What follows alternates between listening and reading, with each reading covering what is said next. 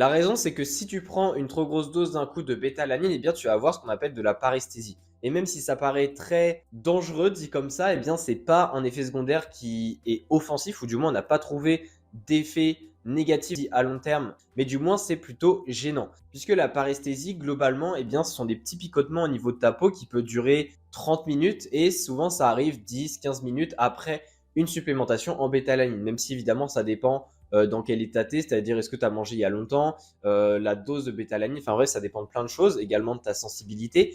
Et donc, moi, ce que je te conseille, eh bien, c'est de découper ta dose en plusieurs fois dans la journée. Et si tu peux également, eh bien, de prendre ça avec un repas. Comme ça va aussi limiter l'effet secondaire de la paresthésie. Et donc, ça diminue les chances tout simplement que ça arrive. Petit bonus en plus, il y a des études qui sembleraient montrer que manger un repas qui est plutôt riche en glucides semblerait encore plus aider cette prévention de la paresthésie. Donc voilà, si tu veux vraiment diminuer les chances, eh bien, si tu prends avec un petit repas et qu'en plus de ça, c'est plutôt un plat qui est glucidique, eh bien, normalement, l'effet sera encore mieux pour prévenir cet effet secondaire.